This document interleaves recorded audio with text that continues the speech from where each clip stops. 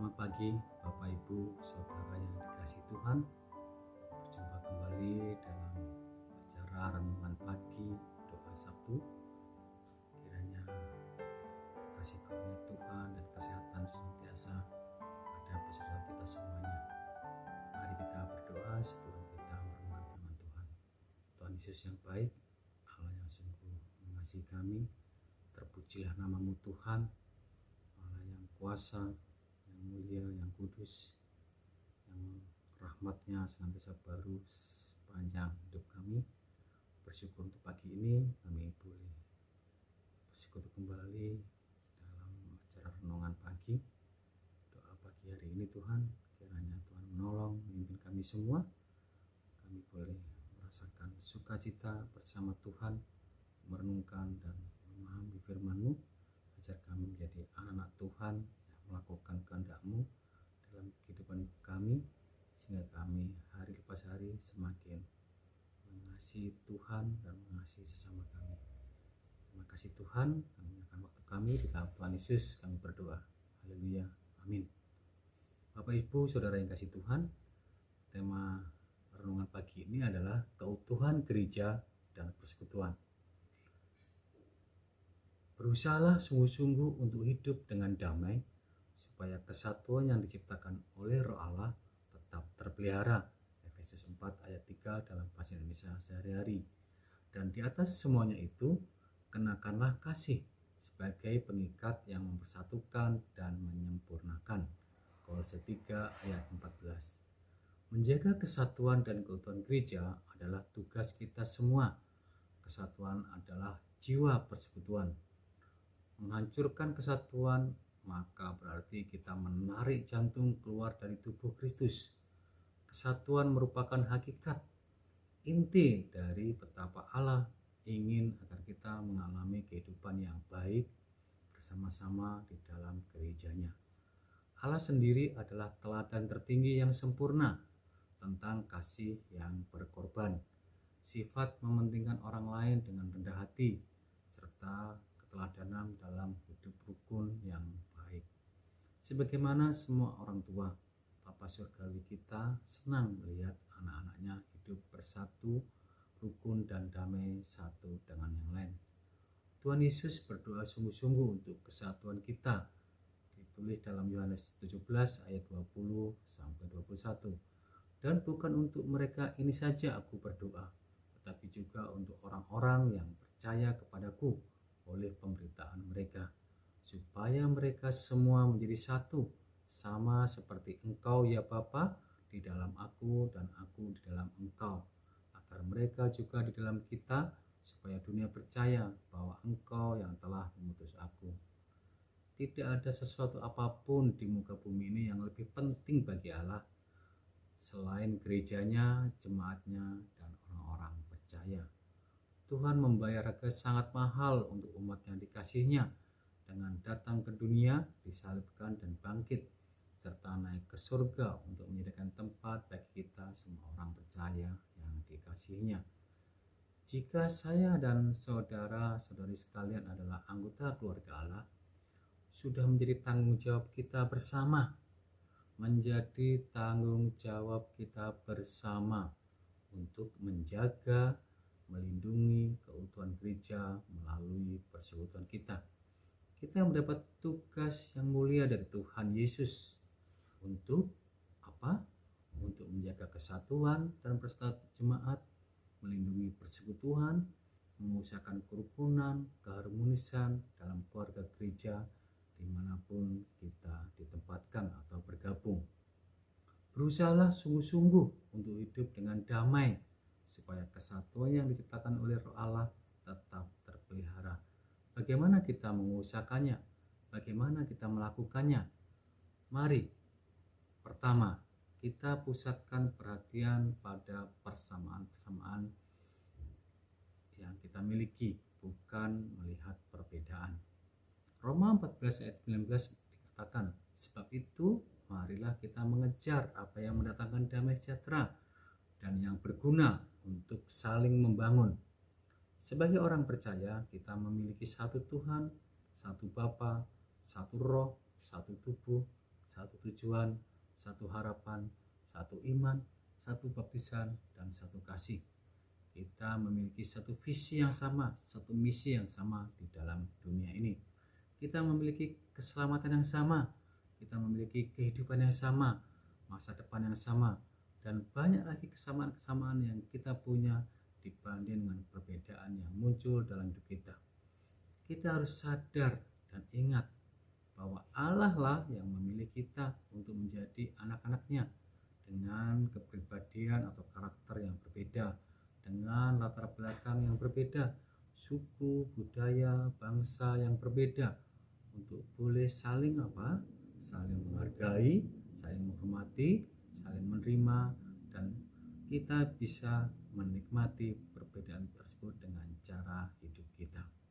Demi kesatuan, kita jangan sampai terpecah oleh perbedaan tersebut. Demi kesatuan, kita harus mengutamakan Tuhan Yesus di atas ego kita, di atas kepentingan kita, di atas semua yang membawa kita kepada perpecahan. Belajar saling menerima dengan rendah hati, saling mendukung dengan segenap hati, saling menegur dengan sopan, serta saling yang lain, tentu untuk satu visi, satu misi yang sama. Bapak Ibu Saudara yang dikasihi Tuhan, konflik pasti ada, masalah pasti ada, ketersinggungan juga pasti ada di dalam bergereja.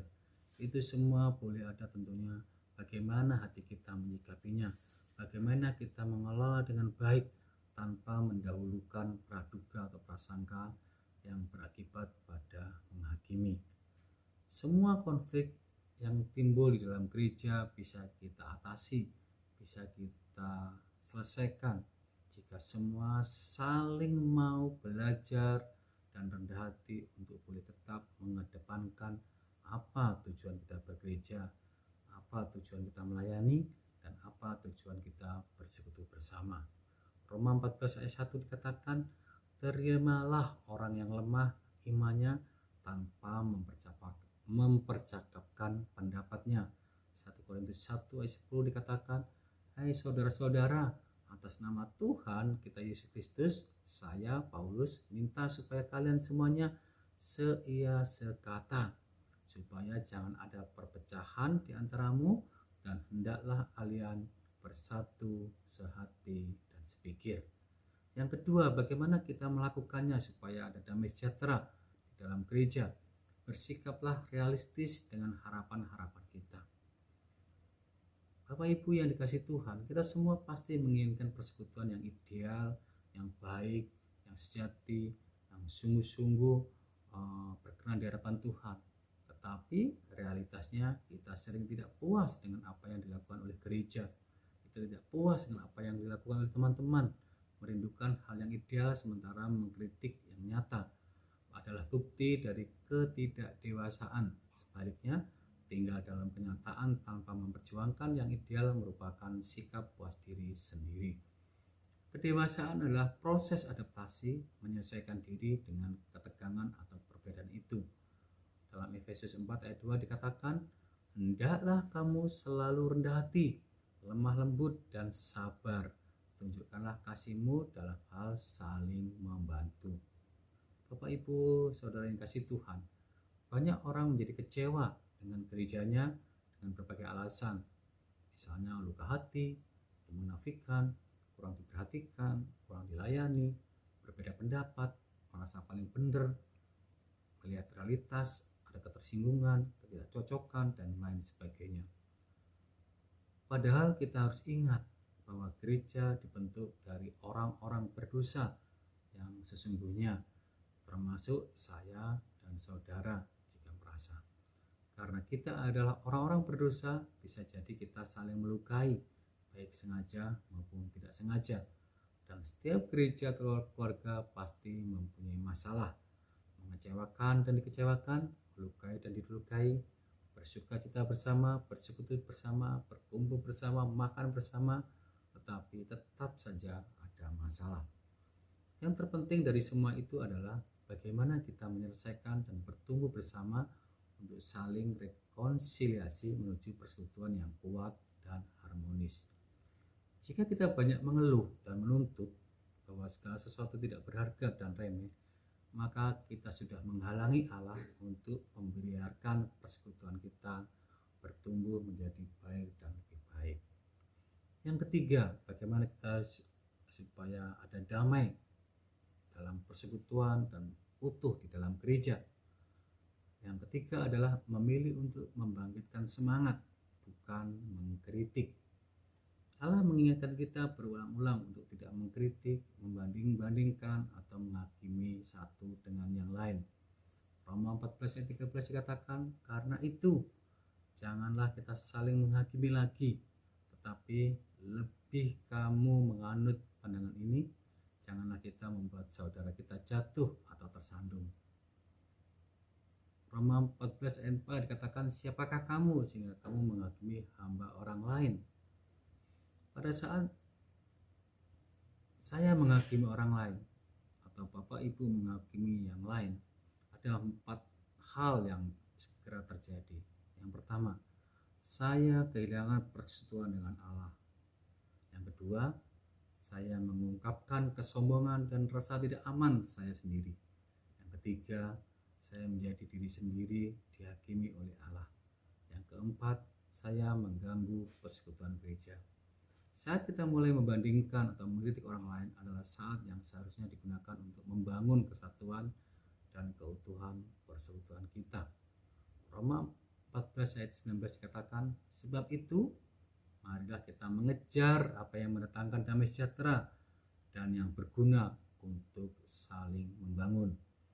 4. Persekutuan yang kuat, gereja yang kuat, ada damai sejahtera adalah menolak mendengarkan gosip atau berita tidak jelas sumber dan masalahnya.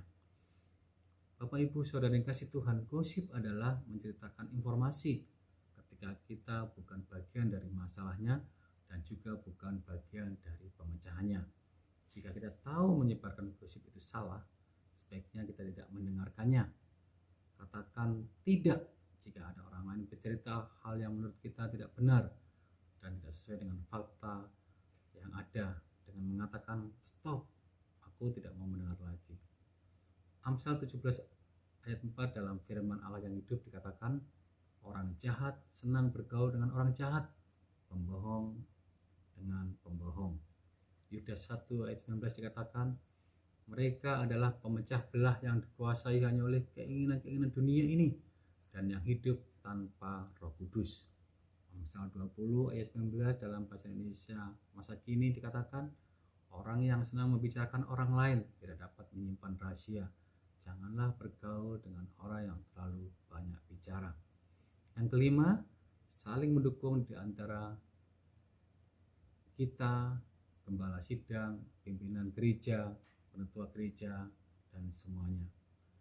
Saya pribadi mengajak teman-teman terkasih baik jemaat maupun simpatisan Gereja Baptis Indonesia Depok untuk selalu mendoakan, mendukung, dan aktif bekerja sama, bersinergi dalam pelayanan di gereja baik melalui program-programnya maupun bersinergi dengan gembala sidang dan pengurus-pengurus gereja. Kita melindungi persekutuan bila kita menghargai orang-orang yang melayani kita. Kita melindungi persekutuan kita bila kita menghargai orang-orang yang melayani kita. Gembala sidang kita, penetua kita, mari kita terus mendoakan mereka agar kita terus boleh bersama-sama saling mendukung, saling menghargai, dan kasih kita kepada mereka dan ditunjukkan dengan pelayanan bersama di dalam gereja. Tuhan memerintahkan kepada kita dalam 1 Tesalonika 5 ayat 12-13. Kami minta kepadamu, saudara-saudara, supaya kamu menghormati mereka yang bekerja keras di antara kamu, yang memimpin kamu dalam Tuhan dan yang menegur kamu, dan supaya kamu sungguh-sungguh menjunjung mereka dalam kasih karena pekerjaan mereka. Hiduplah selalu dalam damai seorang dengan yang lain. Kita semua ditantang dan terus diingatkan untuk menerima tanggung jawab melindungi dan meningkatkan kesatuan dan keutuhan gereja kita. Mari berusaha dengan sekuat tenaga untuk itu dan yakin pasti Allah sumber berkat akan senang dengan apa yang kita lakukan. Hal yang tidak mudah tetapi harus kita lakukan karena itu perintah Tuhan. Allah pasti memberkati kita semua yang bersatu padu mendukung dan memelihara persekutuan secara utuh di gereja kita.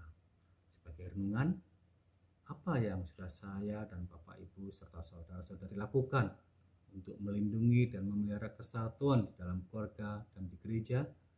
Mari kita lakukan apa yang menjadi kehendak Tuhan, menjadi rancangan Tuhan di dalam kita menjaga keutuhan gereja kita, menjaga persekutuan kita semakin hari semakin baik dan semakin baik.